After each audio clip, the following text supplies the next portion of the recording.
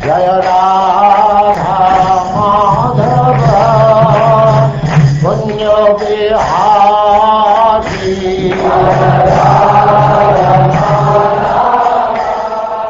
And now chapter 60. Lord Krishna teases Queen Rukmini.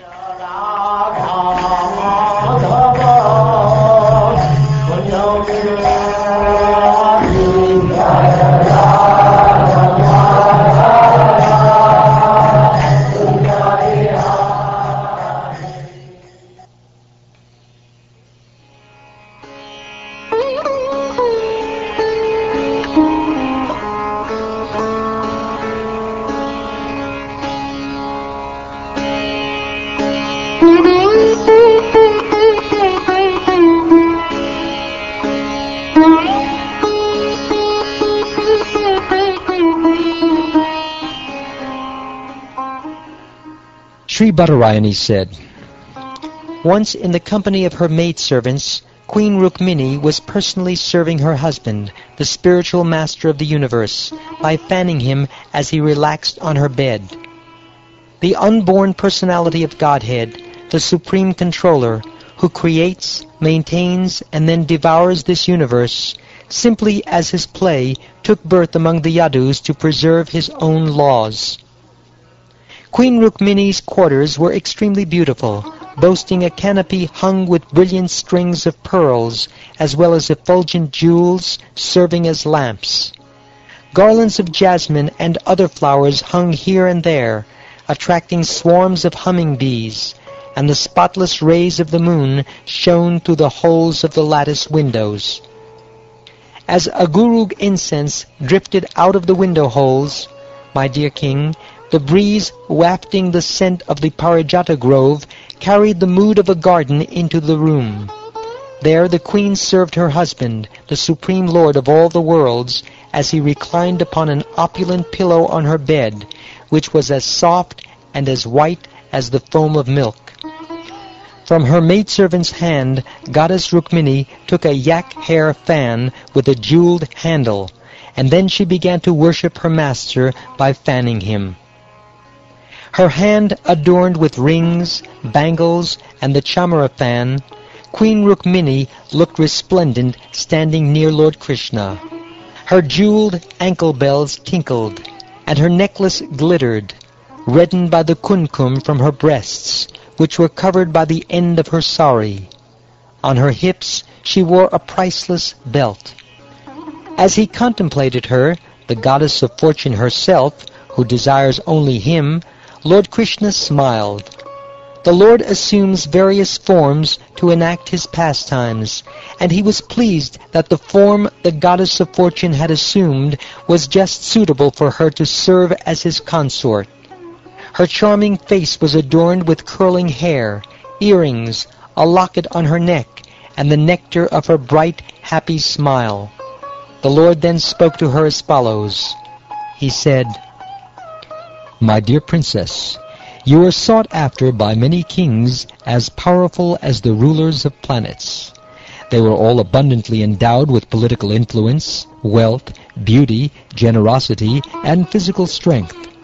Since your brother and father offered you to them, why did you reject the king of Chedi and all those other suitors who stood before you maddened by Cupid? Why instead did you choose us, who are not at all your equal? Terrified of these kings, O lovely-browed one, we took shelter in the ocean. We have become enemies of powerful men, and we practically abandoned our royal throne. O fine-browed lady, women are usually destined to suffer when they stay with men whose behavior is uncertain and who pursue a path not approved by society. We have no material possessions, and we are dear to those who similarly have nothing. Therefore, O slender one, the wealthy hardly ever worship me. Marriage and friendship are proper between two people who are equal in terms of their wealth, birth, influence, physical appearance, and capacity for good progeny, but never between a superior and an inferior. O Vaidarbi, not being far-sighted, you didn't realize this, and therefore you chose us as your husband. even though we have no good qualities and are glorified only by deluded beggars. Now you should definitely accept a more suitable husband, a first-class man of the royal order who can help you achieve everything you want, both in this life and the next.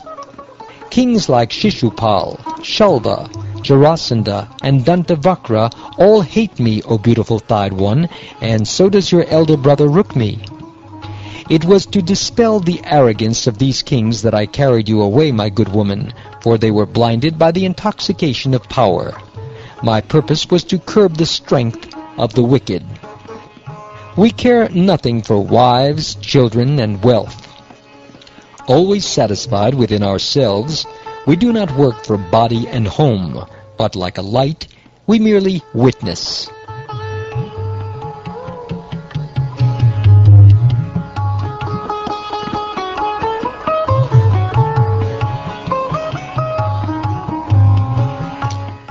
Rukmini had thought herself especially beloved by the Lord, because he never left her company.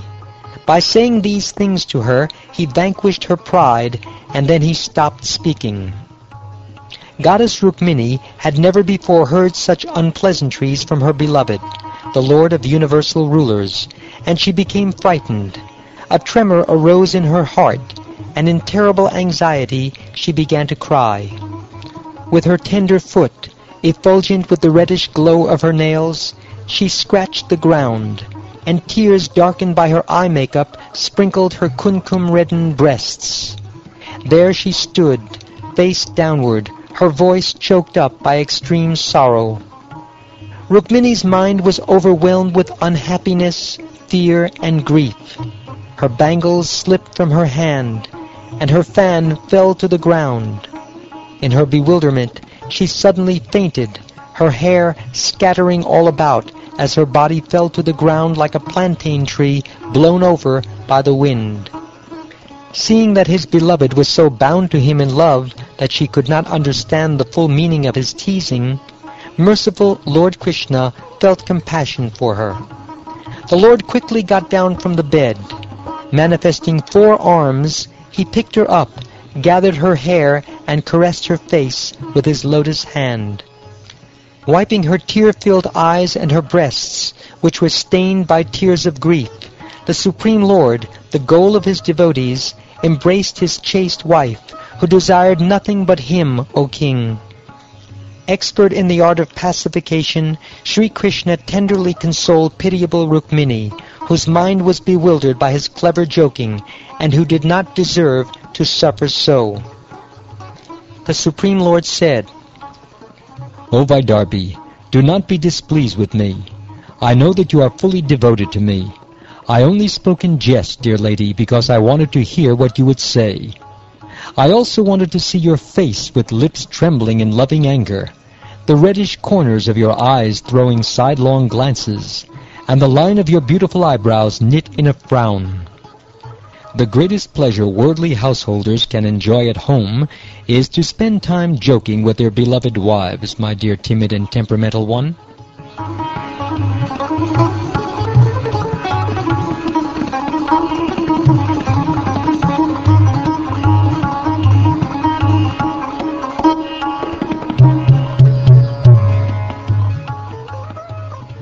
O king, Queen Vaidarbhi was fully pacified by the Supreme Personality of Godhead, and understood that his words had been spoken in jest.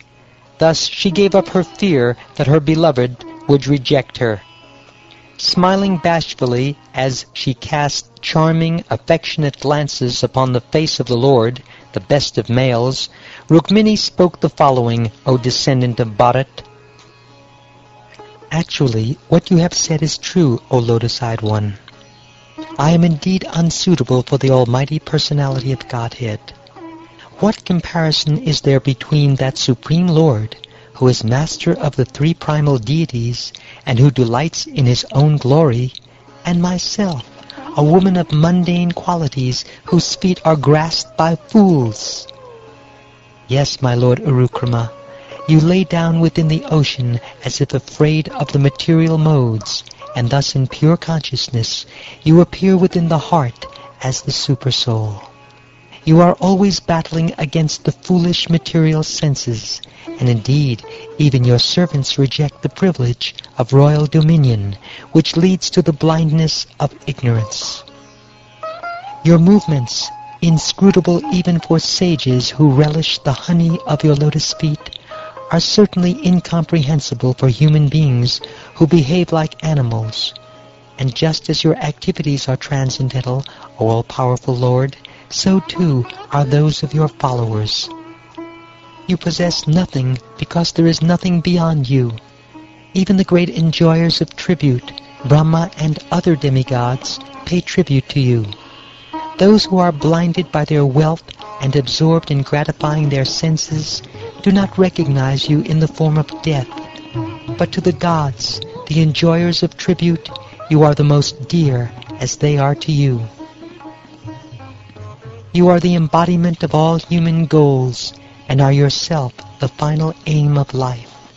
Desiring to attain you, O all-powerful Lord, intelligent persons abandon everything else. It is they who are worthy of your association, not men and women absorbed in the pleasure and grief resulting from their mutual lust. Knowing that great sages who have renounced the sannyasi's danda proclaim your glories, that you are the supreme soul of all the worlds, and that you are so gracious that you give away even your own self, I chose you as my husband, rejecting Lord Brahma, Lord Shiva, and the rulers of heaven, whose aspirations are all frustrated by the force of time, which is born from your eyebrows. What interest then could I have in any other suitors? My lord, as a lion drives away lesser animals to claim his proper tribute, you drove off the assembled kings with the resounding twang of your charanga bow, and then claimed me, your fair share. Thus it is sheer foolishness, my dear Gadagraja, for you to say you took shelter in the ocean out of fear of those kings. Wanting your association, the best of kings, Anga, Vainya, Jayanta, Nahusha, Gaya, and others, abandoned their absolute sovereignty and entered the forest to seek you out. How could those kings suffer frustration in this world, O lotus-eyed one? The aroma of your lotus feet, which is glorified by great saints, awards people liberation and is the abode of Goddess Lakshmi. What woman would take shelter of any other man after savoring that aroma? Since you are the abode of transcendental qualities, what mortal woman with the insight to distinguish her own true interest would disregard that fragrance and depend instead on someone who is always subject to terrible fear?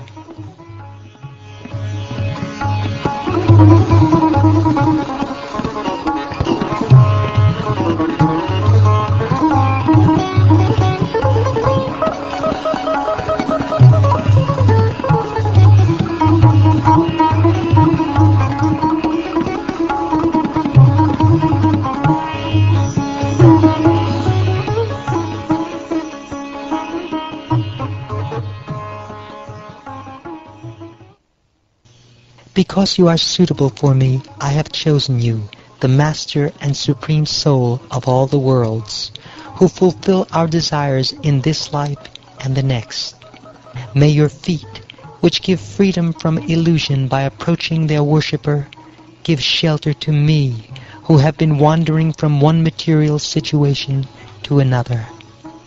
O infallible Krishna, let each of the kings you named become the husband of a woman whose ears have never heard your glories, which are sung in the assemblies of Shiva and Brahma. After all, in the households of such women, these kings live like asses, oxen, dogs, cats, and slaves.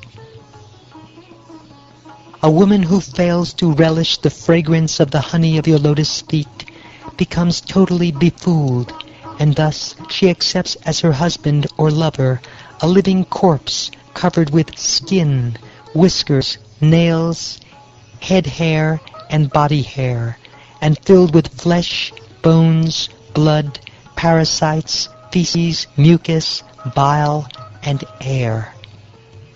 O lotus-eyed one, though you are satisfied within yourself, and thus rarely turn your attention toward me, please bless me with steady love for your feet.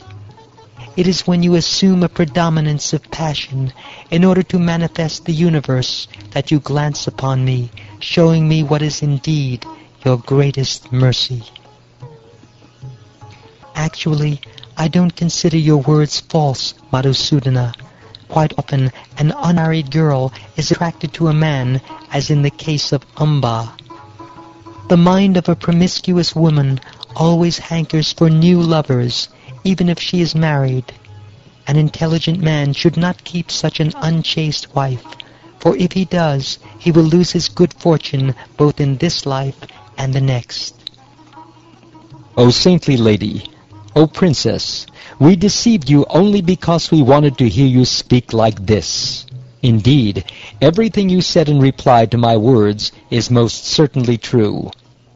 Whatever benedictions you hope for in order to become free of material desires are ever yours, O fair and noble lady, for you are my unalloyed devotee. O sinless one, I have now seen firsthand the pure love and chaste attachment you have for your husband. Even though shaken by my words, your mind could not be pulled away from me. Although I have the power to award spiritual liberation, lusty persons worship me with penance and vows in order to get my blessings for their mundane family life. Such persons are bewildered by my illusory energy. O supreme reservoir of love! Unfortunate are they who even after obtaining me, the Lord of both liberation and material riches, hanker only for material treasures. These worldly gains can be found even in hell. Since such persons are obsessed with sense gratification, hell is a fitting place for them. Fortunately, O mistress of the house, you have always rendered me faithful devotional service, which liberates one from material existence. This service is very difficult for the envious to perform, especially for a woman whose intentions are wicked, who lives only to gratify her bodily demands, and who indulges in duplicity. In all my palaces, I can find no other wife as loving as you, O most respectful one. When you were to be married, you disregarded all the kings who had assembled to seek your hand, and simply because you had heard authentic accounts concerning me, you sent a Brahmin to me with your confidential message. When your brother, who had been defeated in battle and then disfigured, was later killed during a gambling match on Aniruddha's wedding day, you felt unbearable grief, yet out of fear of losing me, you spoke not a word. By this silence you have conquered me. When you sent the messenger with your most confidential plan, and yet I delayed going to you, you began to see the whole world as void, and you wanted to quit your body, which could never have been given to anyone but me. May this greatness of yours remain with you always. I can do nothing to reciprocate except joyfully thank you for your devotion.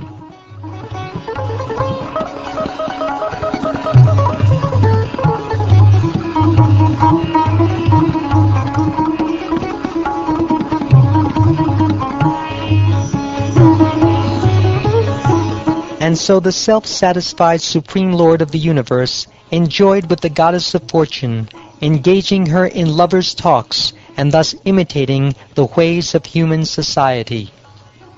The Almighty Lord Hadi, preceptor of all the worlds, similarly behaved like a conventional householder in the palaces of his other queens, performing the religious duties of a family man.